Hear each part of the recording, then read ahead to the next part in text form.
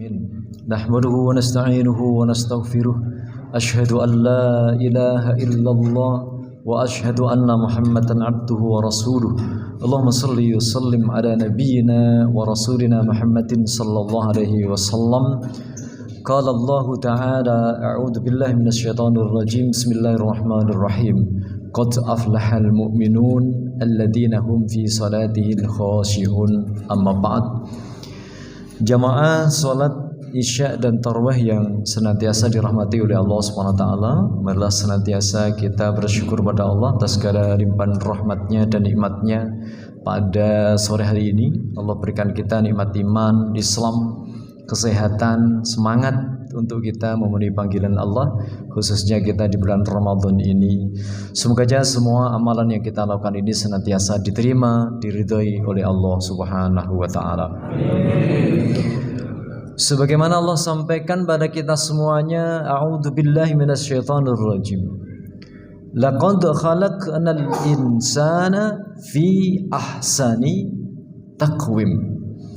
Sungguh kami telah ciptakan manusia fi ahsani taqwim, sebaik-baik bentuk. Karena sebaik-baik bentuk berarti dalam kehidupan kita ini kita yakin mulai dari ujung rambut sampai ujung kaki kita ini adalah terbaik. Ketika terbaik ini biasanya banyak masalah atau enggak ada masalah? Loh, katanya terbaik kok malah justru banyak masalah. Ya memang begitulah manusia.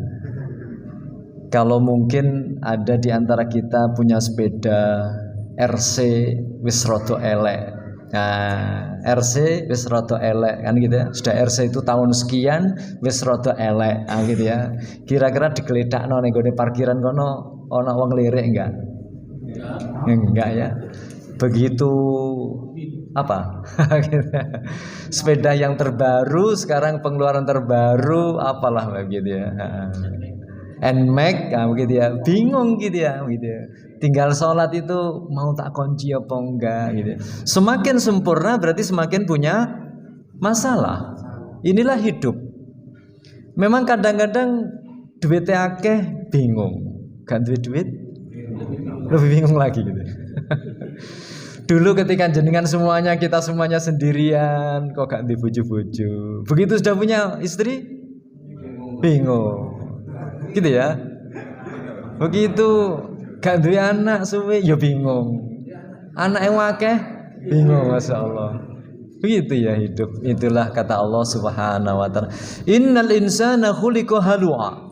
Sesungguhnya kita ini memang didesain oleh Allah sebaik-baik makhluk tadi, tapi Allah memberikan pada ruang kita ada ruang-ruang keluh kesah. Idza massahu syarru jazua wa idza massahul khairu manu'a. Yaitu tadi, ketika kita punya pekerjaan banyak, bingung, gak ada pekerjaan, ya bingung. Makanya kok gak kita nang masjid nanti? Garapane oke. Begitu nang masjid terus, pasti gak duwe. Gitu. Tapi tidak begitu, sebenarnya tidak begitu. Allah memberikan keterangan bahwa illal musallin, kecuali orang-orang yang sholat.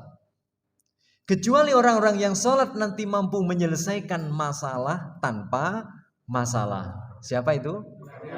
Loh, gimana sih? Kok kelihatannya familiar dengan KGD? Memang kita semuanya rata-rata membaca, bukannya pergi ke pegadaian. Membaca ya kan spanduknya karena banyak ya, menyelesaikan masalah tanpa. Padahal kalau ke pegadaian itu tambah masalah atau enggak ada masalah? Tambah masalah. Oh. Padahal janjinya Allah itu nyampaikan pada kita semuanya, wasta'inu bis sabri was salah. Artinya apa? Apa? Wasta'inu bis sabri was salah. Artinya? Itulah arti letter luck-nya. Ini arti secara maksud daripada ayat tersebut sebenarnya menyelesaikan masalah tanpa ya ayat itu tadi. Gitu ya. Kalau maknanya secara perlafat memang begitu. Wasta'inu. Kalau dalam tafsir Muyassar itu dijelaskan. Wasta'inu fi jami'i umurikum fi hayatid dunya. Minta tolonglah kalian semuanya ketika punya ada masalah pribadi, masalah pasangan, masalah anak, masalah keluarga, masalah tetangga, masalah ekonomi, masalah apa saja dalam kehidupan kita. Bagaimana kata Allah Subhanahu wa taala? Ada dua cara tadi biar tidak muncul masalah lagi, bisobri wassalam. Bisobri wassalam. Karena maksimal 15 menit yang sholatnya saja ya, sabarnya mungkin sudah disampaikan sama yang lainnya. Jadi sholat itu ternyata mampu menyelesaikan permasalahan dalam kehidupan kita. Maaf sekali lagi ya, kita ini menjalankan sholat tarawih ini sudah yang keberapa ini? Berarti kurang berapa hari lagi Pak? Sidik ya. Sebenarnya sholat tarawih itu menyenangkan atau menyusahkan? Seandainya sholat tarawih itu menyenangkan, ini tambah penuh. Betul begitu ya? Seandainya itu menyenangkan. Maaf sekali lagi ya.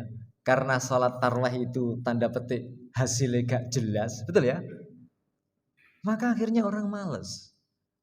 Kita pun kadang-kadang juga begitu. Tarawih enggak? Kenapa? Karena hasilnya tidak jelas. Padahal Allah sudah janjikan pada kita semuanya tadi. Dalam rangka menyelesaikan permasalahan dalam kehidupan Anda, lakukanlah dengan cara sholat tadi, sabar dengan sholat. Gimana sholat itu mampu menyelesaikan permasalahan kita? Jamaah yang dirahmati oleh Allah Subhanahu wa taala. Contoh, ketika seseorang mempunyai hutang. Maaf, misalkan saja hutangnya 100 juta. Banyak ya, 100 juta. Bingung kelihatannya di masjid, gitu ya. Apa susah? Duiteng 100 juta. Lek enggak segera dilunasi, rumahnya nanti disita. Padahal mau hari raya. Kan bingung kan gitu ya. Bingung kan nanti gitu ya. Gimana ini caranya? Ternyata ada salah satu jamaah ini ada orang yang loman. Apa loman itu? Dermawan. Nah gitu. Apa sih? Ini punya utang 100 juta. Ya wis tak kei. Gak usah hutang, tak kei 100 juta. Wah, akhirnya dibuat melunasi hutangnya tadi. Begitu hutang 100 juta sudah lunas, kira-kira masih ada masalah enggak? Duh, masih ada. Kenapa masih ada? Karena inti permasalahan kenapa dia hutang belum terselesaikan. Kenapa dia hutang? Enggak gelem kerja. Betul ya? Karena dia tidak mau kerja, ya tetap terus ada hutang. Nanti 100 juta sudah diselesaikan, besoknya lagi hutang lagi enggak? Ya hutang mana? Oleh karena itu bagaimana cara menyelesaikan kita semuanya? Kembali lagi kepada kata Allah Subhanahu wa taala, wasta'inu bis-sabri was-shalah. Bagaimana cara kita semuanya dengan salat itu mampu menyelesaikan permasalahan dalam kehidupan kita? Kata Allah Subhanahu wa taala, wa innaha lakabiratun illa 'alal khashi'in. Kata Allah, sesungguhnya salat yang mampu menyelesaikan permasalahan itu cukup berat, kecuali orang-orang yang bisa salat dengan khusyuk. Salat khusyuk niku napa?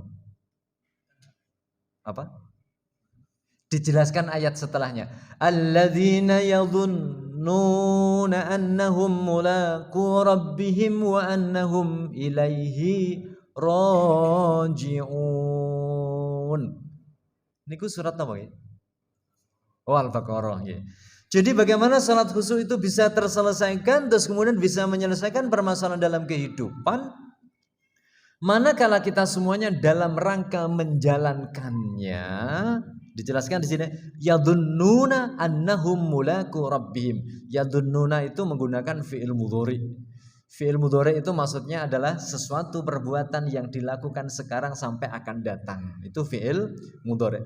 Yaitu orang sholat yang ketika yadhunnuna, senantiasa dia itu yakin mulaqu rabbihim, bertemu dengan Allah Subhanahu wa taala. Satu ya. Jadi ketika dia lagi menjalankan sholat, ketemu dengan Allah Subhanahu wa ta'ala. Ada enggak orang yang sholat tetapi enggak ingat Allah? Loh, ada enggak orang sholat tapi enggak ingat Allah? Ada. Allah Allahu Akbar, nanti mari sholat ini rencananya mau pulang ke rumah, makan kolak, setelah itu makan rawon, setelah makan rawon istirahat sebentar, baca Quran. Ada nggak orang sholat begitu? Banyak. Bagaimana ini gitu ya?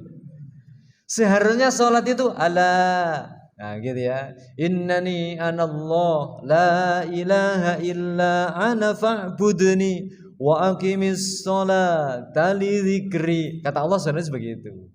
Dirikanlah sholat dalam rangka mengingat Allah, bukan mengingat dapur, bukan mengingat kantor, bukan mengingat duit 1.000 sing hilang. Ada orang gitu ya? Sholat tapi mikir duit 1.000 hilang, ketemu. Bisa ketemu ya? Digolek ya iya. Masya Allah. Ini namanya sholat atau apa ini namanya gitu ya? Padahal inti daripada sholat itu menyelesaikan masalah tadi. Ingat kepada Allah Subhanahu Wa Taala. Padahal sholat kan cuma 3 menit, 4 menit atau cuma 5 menit kan gitu ya. Ini yang pertama ya. Jadi ketika sholat kita yakin kita lagi ingat kepada Allah. Maka dari itu jemaah yang dirahmati oleh Allah Subhanahu Wa Taala, 3 hal bagaimana kita sholat ini bisa ingat kepada Allah. 1, menggunakan lisan kita, bacaannya Allahu Akbar, terus diikuti oleh gerakannya, nah gitu ya. Yang ketiga diikuti oleh hatinya. Jadi perpaduan sholat itu 3, lisan kita berucap, gerakan dari anggota tubuh kita, hati yang menyertainya. Allahu Akbar, tangan kita gerak apa, hati kita apa yang kita maksud.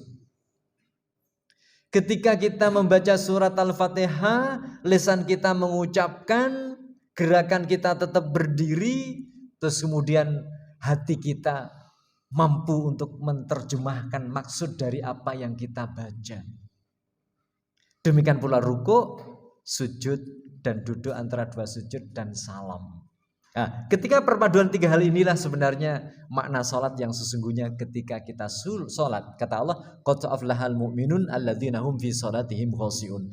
Sungguh orang-orang iman itu nanti betul-betul akan beruntung manakala dia menjalankan sholatnya itu dengan cara khusyuk. Dijelaskan dalam tafsir Muyassar itu adalah orang-orang yang senantiasa menjalankan sholatnya itu adalah disibukkan dengan mengingat kepada Allah. Hati, pikiran tidak akan pernah duit masuk, enggak. Makanan masuk, tidak. Pekerjaan masuk, tidak. Hati dan pikiran hanya untuk ingat Allah Subhanahu Wa Taala. Gampang nopo gampang? Gampang nopo gampang? Makanya caranya kita betul-betul kita perhatikan ya, bacaannya apa, maknanya apa. Bacaannya apa, maknanya apa. Yang ketiga, jadi kalau tadi sholat kita khusyuk ya, bagaimana sholat khusyuk itu berarti yakin dalam sholat kita itu kita ingat kepada Allah. Yang kedua maksud kami ya. Yang kedua ketika kita menjalankan sholat itu yadunnuna annahum mulaqu rabbihim, karena di sini menggunakan fi'il mudhari. Ketika kita di luar sholat terbiasa kita ingat kepada Allah, nanti akan memudahkan ketika kita sholat walaupun 3 menit, 4 menit, 5 menit akan ingat kepada Allah Subhanahu Wa Taala. Ketika di luar sholat kita tidak pernah ingat kepada Allah Subhanahu Wa Taala, begitu sulit kita sholat untuk bisa khusyuk menghadap kepada Allah Subhanahu Wa Taala. Jadi sudah terbiasa keluar dari masjid, bismillah, naik sepeda motor, bismillah, di jalan kita berzikir, kerja kita juga bismillah, ingat kepada Allah. Ini halal atau haram, ingat kepada Allah. Ini baik atau buruk, ingat kepada Allah. Ini hak atau batil, ingat kepada Allah. Ketika kita 23 jam di luar sholat kita mudah untuk ingat kepada Allah, insya Allah dalam sholat juga ingat kepada Allah. Yang ketiga, sholat yang khusyuk itu adalah sholat yang yakin bahwa semua perbuatan kita itu nanti akan dipertimbangkan di hadapan Allah Subhanahu Wa Taala. Sehingga bacaan yang ada di dalam sholat mampu sebagai ruh akan menyinari kehidupan 23 jam di luar sholat kita. Contoh bacaan yang paling banyak di dalam sholat itu apa? Allahu Akbar. Ketika kita dalam posisi berdiri, Mau sholat kita berdiri sambil mengucapkan Allahu Akbar. Ini gambaran bahwa ketika kita semuanya lagi berdiri, orang berdiri itu orang yang dalam posisi apa? Kuat ya. Ketika kita kuat, jangan kita menyombongkan diri kita, saya masih muda, saya kuat karena latihan. Jangan. Tetap yakinkan yang besar adalah Allah. Ketika kita dalam posisi kuat ekonomi kita, lagi sukses, garapan buahnya, duitnya akeh, terus melambung sukses. Apa yang harus kita lakukan? Allahu Akbar. Tetap besarkan Allah Subhanahu wa ta'ala. Sehingga tidak akan muncul dalam kehidupan kita ini menyombongkan karya saya, menyombongkan keuangan saya, menyombongkan kesuksesan saya. Ketika kita sudah terbiasa yang kita besarkan Allah Subhanahu wa ta'ala, permasalahan-permasalahan nanti akan bisa terselesaikan secara otomatis. Karena sombong itu sumber dari segala macam permasalahan. Seperti contoh, orang gaji 200 juta. Kira-kira sik maling enggak? Sik maling enggak? Loh, ada orang gaji 200 juta sik gelem maling? Banyak di atas sana. Kadang-kadang gaji 2 juta lo gak gelem maling. Betul ya? Masalah gak ada kesempatan, Pak. Gaji 200 juta akhirnya gimana? Gaji 200 juta itu biar gak maling lagi, berarti gajinya harus dinaikkan. Tetap bermasalah selama dia mempunyai sifat sombong. Oleh karena itu ketika kita semuanya dalam puncak kesuksesan, kehebatan, ilmu yang banyak, sholat kita bisa khusyuk, terus ilmu kita banyak, terus kita bisa menjalankan sunnah-sunnah, jangan merasa diri kita sombong karena semuanya itu rahmat datangnya dari Allah Subhanahu wa ta'ala. Ketika kita dalam posisi ruku, yang kita ucapkan juga apa? Allahu Akbar. Loh, ada ketika ruku, subhanallah, ada. Kan Allahu Akbar ya. Dari berdiri mau ruku apa yang kita ucapkan? Allahu Akbar. Ketika kita dalam posisi hidup pas-pasan, jangan merasa tonggoku kok wis duwe mobil, tonggoku kok wis duwe ngene. Tetap yakinkan yang besar adalah Allah Subhanahu wa ta'ala. Yang mengatur segala ekonomi perubahan dunia itu adalah Allah Subhanahu wa ta'ala. Kita enggak akan menjadi orang yang iri, kita tidak akan menjadi orang yang dengki, kita tidak menjadi orang-orang yang meri, ridho atas ketetapan Allah Subhanahu wa ta'ala. Kenapa? Karena Allahu Akbar ada di dalam hati kita. Yang terakhir ketika kita semuanya sujud, yang kita baca juga Allahu Akbar. Artinya ketika hidup kita dalam waktu sujud itu waktu keadaan dalam posisi apa? Nyungsep, paling rendah. Ketika kehidupan kita paling rendah, maaf misalkan saja fisik sudah loyo, jalan sudah gloyoran, mata melihat sudah, tetap semangat kita untuk Allahu Akbar, Allah yang terbesar. Anak kecil-kecil semangat untuk ngaji, walaupun fisiknya, akalnya sudah nggak bagus, tetap semangat ngaji. Begitu ya? Harus begitu, Allahu Akbar. Ketika ekonomi nyungsep, ketika ekonomi dalam posisi gagal, total semuanya, ekonomi Masya Allah, kondisi amburadul, jangan berkecil hati, tetap besarkan Allah Subhanahu wa ta'ala yang akan mampu menyelesaikan masalah tanpa siapa dia itu? Allah Subhanahu wa ta'ala. Semoga aja bermanfaat. Wallahu a'lam bissawab. Allah manfa'na bima 'allamtana wa 'allimna ma yanfa'una wa zidna ilma. Subhanakallahumma bihamdik asyhadu an la ilaha illa anta astaghfiruka wa atubu ilaik. Akhirul kalam. Assalamualaikum warahmatullahi wabarakatuh.